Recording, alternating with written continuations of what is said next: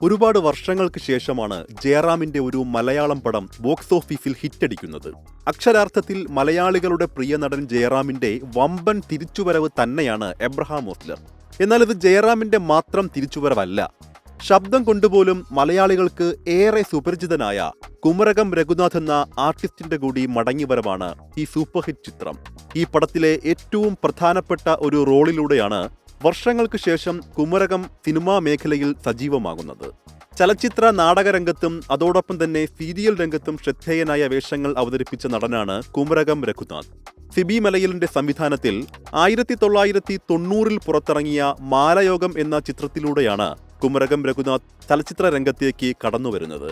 ഈ ചിത്രത്തിനു ശേഷം 1992 പുറത്തിറങ്ങിയ ജയറാം നായകവേഷം കൈകാര്യം ചെയ്ത അയലത്തെ അദ്ദേഹം എന്ന ചിത്രത്തിൽ പോലീസ് ഇൻസ്പെക്ടറുടെ വേഷവും അദ്ദേഹം അവതരിപ്പിച്ചു. പിന്നീടങ്ങോട്ട് ചെറുതും വലുതുമായ നിരവധി ചിത്രങ്ങളിൽ അദ്ദേഹം വേഷമിട്ടു. എന്നിരുന്നാലും ദൂരദർശൻ മാത്രമുണ്ടായിരുന്ന കാലത്ത് ഒരു ദിവസം പോലും കുമരകത്തിനെ ടിവിയിൽ കാണാത്ത മലയാളികൾ ഉണ്ടാവില്ല. കാരണം അക്കാലത്തെ ഏറെക്കുറെ എല്ലാ സീരിയലുകളിലും പ്രധാന വേഷം കൈകാര്യം ചെയ്തിരുന്നത് കുമരകം തന്നെയായിരുന്നു.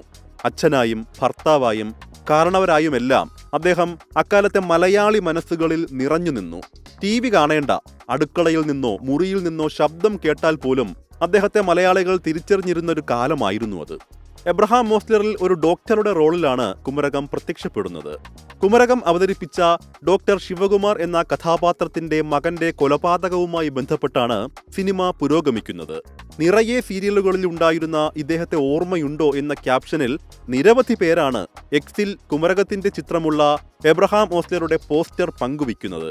അങ്ങനെ വലിയ ഒരു ഇടവേളയ്ക്ക് ശേഷം നടൻ ജയറാമിനൊപ്പം കുമരകം രഘുനാഥ് കൂടി മടങ്ങിയെത്തുകയാണ്.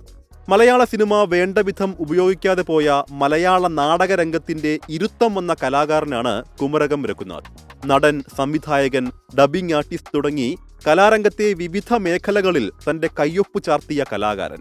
സിനിമാ സീരിയൽ നടനും സംവിധായകനുമായ രാജീവ് രംഗന്റെ സംവിധാനത്തിൽ ദൂരദർശനിൽ പ്രക്ഷേപണം ചെയ്ത ഉഷസ് എന്ന സീരിയലിലൂടെയാണ് ടെലിവിഷൻ രംഗത്തേക്ക് അദ്ദേഹം എത്തുന്നത്.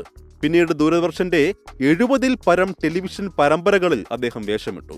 തിരുവനന്തപുരം കേളിയുടെ സ്നേഹാദരങ്ങളോടെ നന്ദി എന്ന കുമരകം അഭിനയിച്ച നാടകത്തെപ്പറ്റി ഓർമ്മിക്കുകയാണ് രതീഷ് പിറവം എന്ന അക്കൗണ്ട്. ഓച്ചിറ നിളയുടെ എന്റെ അമ്മയ്ക്ക് എന്ന നാടകത്തിലൂടെയാണ് കുമരകം രഘുനാഥ് മലയാളികളുടെ മനസ്സ് കീഴ്പ്പെടുത്തിയവെന്ന അഭിപ്രായം പങ്കുവയ്ക്കുന്നത് പ്രദോഷ് രവീന്ദ്രനാണ്. താമരക്കുഴലി എന്ന ദൂരദർശൻ സീരിയൽ മറക്കുവാൻ കഴിയില്ലെന്നാണ് ശ്യാം തിരുവല്ല അഭിപ്രായപ്പെടുന്നത്.